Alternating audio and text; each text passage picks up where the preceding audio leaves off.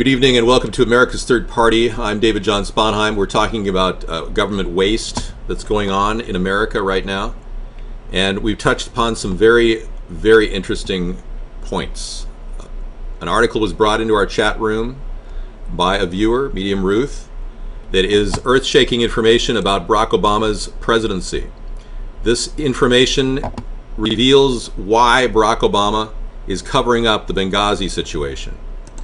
In a nutshell, we're dealing with a situation that probably is way more than a public relations problem for Barack Obama. It is belying a deeper problem in his administration that sheds light on dishonesty, cover-ups, and perhaps the worst case of a president, in fact, getting rid of an ambassador, a standing ambassador.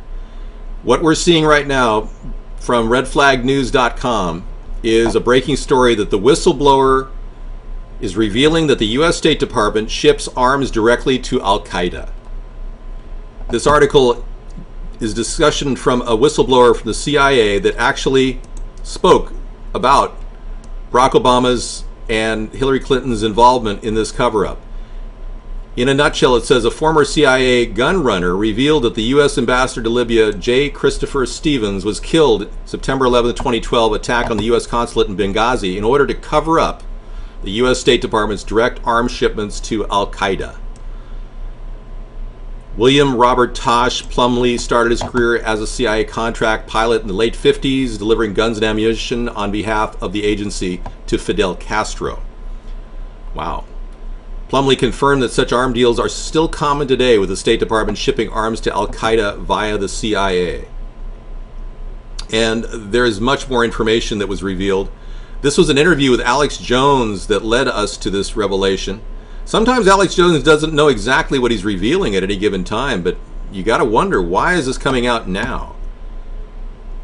And these revelations suggest that after Stevens told the State Department that he did not want Al-Qaeda receiving heat-seeking missiles, Chris Stevens was killed in the attack on the U.S. consulate in Benghazi, which was designed to take out witnesses to the arms transfer and to suppress Stevens' report.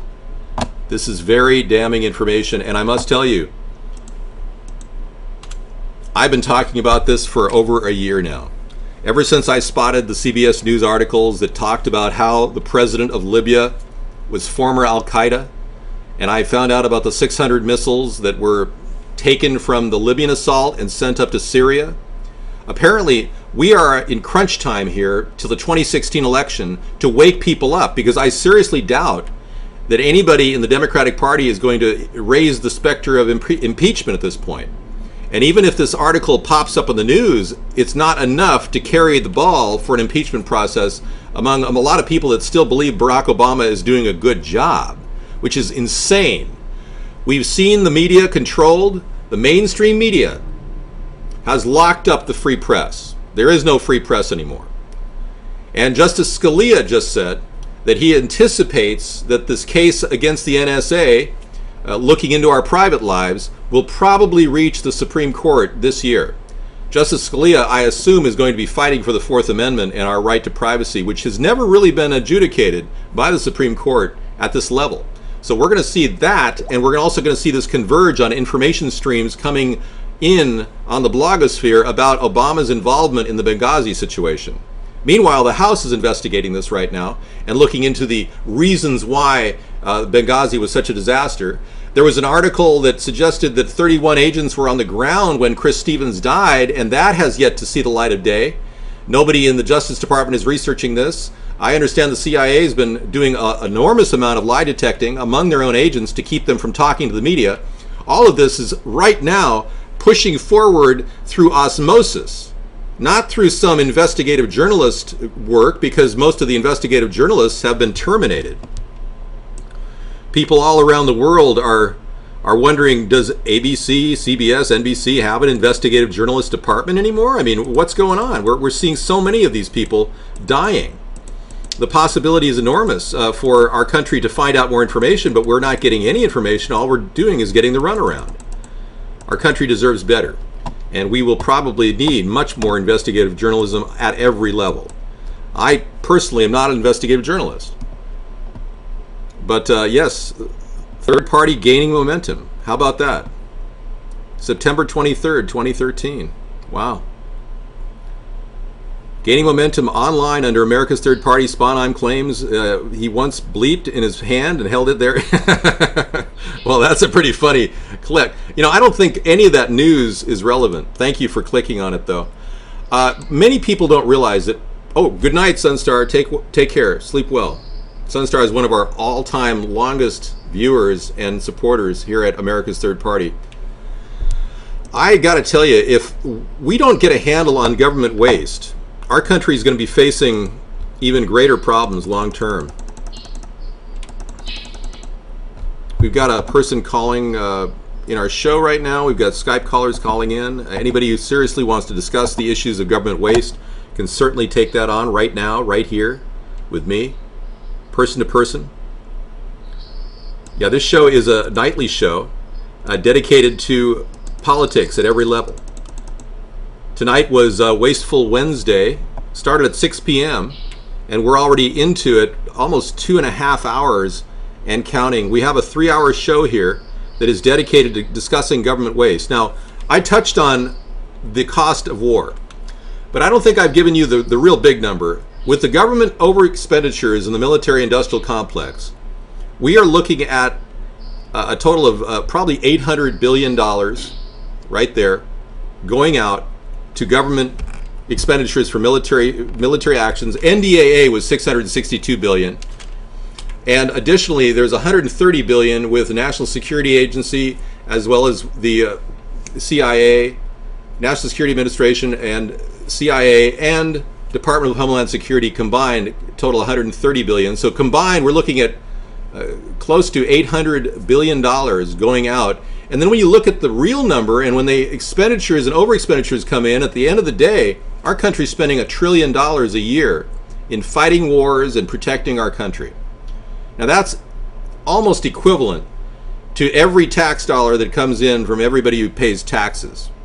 $1 trillion a year, but it's slightly more than that. It's $1.3 trillion in tax revenue. So we're literally putting out $1 trillion just for the military, bringing in like $1.3 trillion in tax revenue. And then add to that the social costs of Social Security, all the food stamp programs, the unemployment insurance plans, all these social plans that Obama's been very rich to support, like extending unemployment insurance, et cetera, giving illegal aliens and non-U.S. citizens food stamp money, Section 8 housing money, vouchers, you name it. This has been a doubling of that. So we're close to $2 trillion with all that expenditure, and we're only bringing in $1.3 trillion. You see the problem? We're running in a deficit of about $700 to $1 trillion or more per year. Obama was overspending $1.5 trillion per year since he was president in 2008. When does it all end? Well, apparently October 17th is the deadline. And according to Jack Lew, we're going to be looking at that date as the cutoff point for funding for the government. The debt limit will be reached. That's right. Here's Jack Lew right here telling Congress that we definitely have a debt limit reached on October 17th. The Department of the Treasury will have less cash on hand than it previously estimated. Yeah, because they've been spending like fish. It's been going out the door like crazy. Well, there's a reason why Hybrid Capitalism is next to me here. It's a book that Sarah and I wrote in 2012. And we really believed that it was going to be the earth-shaking solution for America's problems, but nobody seems to really understand what we're talking about. And we're so completely out there in terms of the design that we have for our country that most people say this couldn't possibly make any sense. Because obviously it sounds like socialism, or it sounds like they don't know what to make of it, because we called it hybrid capitalism because it has the concept behind it where the government gets a return on investment and no longer relies on your tax dollars as much as it does. Programs like mobile medical units could be put in play that would help our country save a lot of money. Those ideas we talked about earlier could easily save this nation a tremendous amount of money in healthcare costs. This concept is very simple. A mobile medical unit like this, or bigger, could be deployed in every city in America, providing triage and emergency care and preventative health care to people in the streets of America, as opposed to the ER and trauma care centers. The cost savings would be huge. Mobile medical care units can be operated on a lot less. Physician's assistants can be used. If they need a physician, we can have a telemedicine capability to contact a physician via video. And all of that can happen right in your neighborhood 1 day a week. So all of this would provide a backbone of basic health care that would be a bypass solution for our existing healthcare costs. This is just one of our ideas to cut costs in hybrid capitalism. We have a lot of ideas that generate all kinds of new capital. Our homestead renewal plan is one of those such ideas. Okay. I've got a little video glitch over here I have to deal with.